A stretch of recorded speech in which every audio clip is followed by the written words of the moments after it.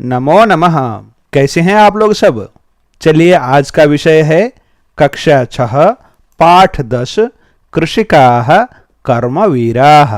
कृषक कर्मवीर होते हैं, पुरुषार्थी होते हैं, सर्वश्रेष्ठ काम करने वाले होते हैं, ऐसा इसका अर्थ है। सबसे पहले हम इस गीत को गाएंगे, उसके पश्चात इसकी हिंदी व्याख्या करेंगे, फिर प्रश्न उत्तर अभ्यास को भी करेंगे। सबसे पहले पाठ को पढ़ते हैं। सूर्यस्तपतु मेघाः वा वर्षन्तु विपुलं जलम्। कृषिका कृषिको नित्यं शीतकालेऽपि कर्मठौ। ग्रीष्मे शरीरं सस्वेदं शीते कंपमयं सदा। हलेन च कुदालेन तौ तु क्षेत्राणि कर्षतः। पादयोर्न पदत्राणे शरीरे वसनानि नो। निर्धनं जीवनं कष्टं सुखं दूरे हि तिष्ठति। गृहं जीर्णं न वर्षासु वृष्टिं वारयितुं क्षमं। तथापि कर्मवीरत्वं कृषिकाणां न नश्यति। तयोः श्रमेण क्षेत्राणि सस्यपूर्णानि सर्वदा। धरित्री सरसा जाता या शुष्का कंटकावृता। साकमन्नं फलं दुग्धं दत्वा सर्वेभ्य एव तौ। क्षुधा तृषा कुलौ नित्यं विचित्रौ जनपालकौ। इस प्रकार से इसका पाठ हो गया है। चलिए हम सभी के हिंदी व्याख्या करते हैं। सूर्य तपतु, सूर्य तपाएं, सूर्य बहुत तेज गर्मी करें। मेघाः वा वर्षन्तु, अथवा मेघ कहते हैं बादल को, बादल वर्षाएं। क्या विपुलम जलम, बहुत सारा जल। सूर्य बहुत तेज गर्मी करा दे अथवा बादल बहुत सारा जल बरसा दे, किंतु कृषिका यानी कृषि कार्य करने वाली महिला और कृषिकः कृषि कार्य करने वाला पुरुष, यानी पुरुष और महिला दोनों किसान क्या करेंगे। नित्यम सदा, शीतकाले अपि, ठंडे के समय में भी, कर्मठौ प्रयत्नशील होते हैं। यानी वो कृषक महिला हो चाहे पुरुष, वो बहुत विपरीत अवस्था में भी निरंतर क्रियाशील होते हैं, काम करते रहते हैं, चाहे धूप हो चाहे वर्षा हो। वो थकते नहीं है, निरंतर काम करते रहते हैं। दूसरा श्लोक है ग्रीष्मे शीते इत्यादि। ग्रीष्मे ग्रीष्म ऋतु में शरीरम सस्वेदम, शरीर पसीने से युक्त होता है। शीते ठंडे के मौसम में कंपमयम सदा, निरंतर कांपता रहता है। हलेन हल से, कुदालेन कुदाल से, तौ तु वे दोनों किसान पति पत्नी क्षेत्राणि कर्षतः, क्षेत्र यानी खेत को, कर्षतः खोदते रहते हैं। यानी किसान हल चलाता है और कृषि कार्य करने वाली महिला कुदाल से खोदने का काम करती रहती है। गर्मी में शरीर पूरा पसीने से भीग जाने पर भी वो काम करते रहते हैं, और सर्दी में पूरा शरीर ठंडी के कारण ठिठुरन होने से कांपने पर भी वो काम करते रहते हैं। अब तीसरे श्लोक में कवि कहते हैं पादयोर्न, पैरों में, पादयोः दोनों पैरों में, न नहीं है क्या, जूते। पदत्राणे जूते नहीं हैं। शरीरे शरीर में, वसनानि नो, वसनानि कहते हैं कपड़ों को, कपड़े भी नो नहीं हैं। उनके पैरों में जूते भी नहीं हैं, शरीर में कपड़े भी नहीं हैं। निर्धनम जीवनम कष्टम, गरीबी वाला जीवन बहुत कष्ट देने वाला होता है। सुखम दूरे ही तिष्ठति, सुख तो दूरे यानी बहुत दूर तिष्ठति रहता है। यानी गरीबी के कारण उनके पैरों में जूते नहीं हैं, शरीर में कपड़े नहीं हैं, और इनका जीवन सुख से बहुत दूर, बहुत दुख में, बहुत कठिनाइयों में चलता रहता है। अब चतुर्थ श्लोक है, इसमें लिखा हुआ है गृहं जीर्णम, घर पुराना है, गृहम घर, जीर्णम बहुत फटा पुराना है, वर्षासु वर्षात में, वृष्टिम बारिश को, वारयितुम क्षमम न रोकने में समर्थ नहीं है, तथापि फिर भी कर्मवीरत्वम कृषिकाणाम किसान की कर्मवीरता न नश्यति नाश नहीं होती है। देखो उनका घर बहुत पुराना है, बरसात के पानी को भी रोकने में असमर्थ है, फिर भी इनके पुरुषार्थ कभी कम नहीं होती, यानी ये बहुत मेहनत करके काम करते रहते हैं। अब पंचम श्लोक में है तयोः श्रमेण, यानी उस कृषक दंपति उन दोनों के श्रम से, श्रमेण परिश्रम से, क्षेत्राणि खेत, शस्य पूर्णानि सर्वदा, सदा फसल से परिपूर्ण हो जाते हैं, यानी उनके खेतों में सदा सर्वदा बहुत सारा अन्न लगा हुआ होता है। धरित्री यानी ये पृथ्वी भूमि सरसा जाता रसीली हो गई है। या शुष्का कंटका वृता, या जो पहले शुष्का बहुत सूखी हुई और कंटकावृता कांटों से घिरी हुई भरी हुई थी, ऐसी धरती को भी उन्होंने अपने मेहनत से, अपने परिश्रम से एकदम रसीली, हरी भरी और खेती से युक्त बना दिया।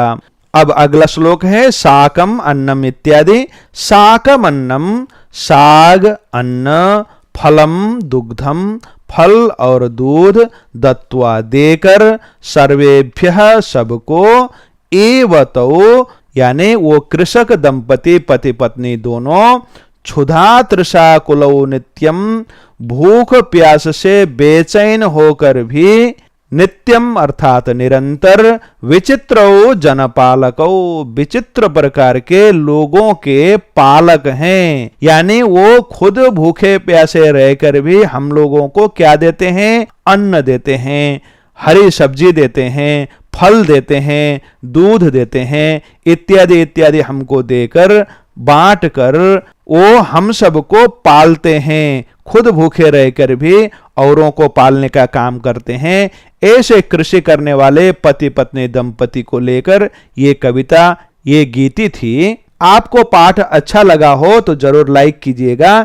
चलिए अब हम इसके अभ्यास को करेंगे। प्रथम अभ्यास है उच्चारणम कुरुत, उच्चारण करें। आपको उच्चारण करना है, मैं पढ़ता हूं, आप भी इसको उच्चारण करने का प्रयास कीजिएगा। सूर्यस्तपतो जीर्णम शीतकालेपि वारयितुम ग्रीष्मे सस्यपूर्णानि पदत्राणे कंटकावृता क्षुधा तृषा कुलौ। इस प्रकार से इनके उच्चारण करना है और कॉपी में भी लिखना है। अब हम दूसरे अभ्यास को करते हैं। श्लोकांशान योजयत, हमने जो श्लोक पढ़े हैं उन श्लोकों के अंशों को यहां पर रखा गया है, एक दूसरे को जोड़कर पूरा श्लोक बनाना है। जैसे गृहम जीर्णम न वर्षासु, इसको हम वृष्टिम वारयितुम क्षमम इसके साथ जोड़ेंगे। हलेन च कुदालेन, इसको हम तौतु क्षेत्राणि कर्षत, वे दोनों तो खेत को जोतते हैं, इसके साथ जोड़ेंगे। पादयोर्न पदत्राणे, पैरों में जूते नहीं। शरीरे वसनानिनो, शरीर में कपड़े भी नहीं हैं, इसके साथ जुड़ जाएगा। तयोः श्रमेण क्षेत्राणि, उन दोनों के परिश्रम से खेत, शस्य पूर्णानि सर्वदा, फसल से परिपूर्ण हो जाते हैं सदा, ऐसा हम जोड़ेंगे। धरित्री सरसा जाता, ये पृथ्वी बहुत रसीली हो गई। या शुष्का कंटकावृता, जो सूखी और कांटों से भरी हुई थी, ऐसा हम जोड़ेंगे। इस प्रकार से ये पूरा हो गया, आप कॉपी में लिखें। अब तृतीय अभ्यास है उपयुक्त कथनानाम समक्षम आम। उपयुक्त कथन के सामने आम लिखना है और अनुपयुक्त कथनानाम समक्षम न, अनुपयुक्त यानी अशुद्ध कथन के सामने न, ऐसा लिखना है। जैसे एक उदाहरण लिखा हुआ है, उसको आप पढ़ें। मैं पहले वाले अभ्यास को करता हूं। कृषकाः हलेन क्षेत्राणि न कर्षन्ति, किसान हल से खेत नहीं जोतता है। अरे खेत तो कृषक जोतता है ना, इसलिए हम न ऐसा लिखेंगे। कृषकाः सर्वेभ्य अन्नम यच्छन्ति, किसान सबको अन्न देते हैं। हाँ, अन्न देते हैं ना, इसलिए हम लिखेंगे आम। कृषकाणाम जीवनम कष्टप्रदम न भवति, किसानों का जीवन कष्टप्रद दुखमय नहीं होता है। अरे होता है भाई, इसलिए हम लिखेंगे न ऐसा। कृषकः क्षेत्राणि सस्यपूर्णानि करोति, किसान खेत को फसल से भरा पूरा करता है। हाँ, इसलिए हम लिखेंगे आम। शीते शरीरे कंपनम न भवति, ठंडी में शरीर में कंपकपी नहीं छूटती है। अरे नहीं, छूटती है, इसलिए हम लिखेंगे न।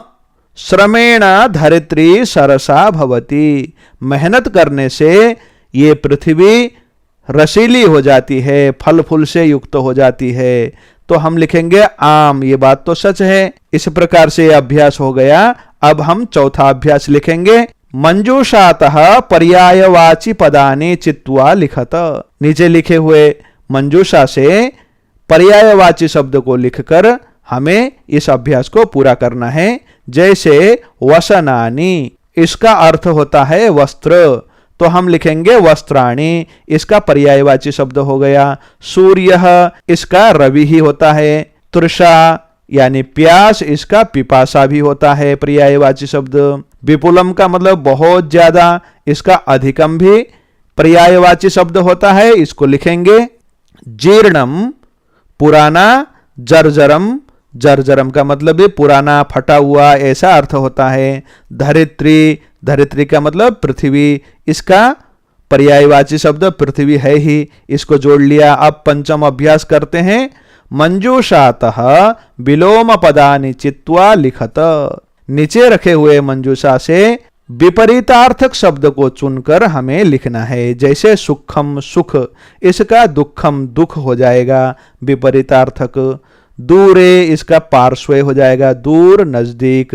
निर्धनम गरीब, धनिकम धनी। क्षमम समर्थ, अक्षमम असमर्थ। ग्रीष्मे, ग्रीष्म काल में। शीते, ठंडी के समय में अथवा ग्रीष्म ऋतु में और शीत ऋतु में।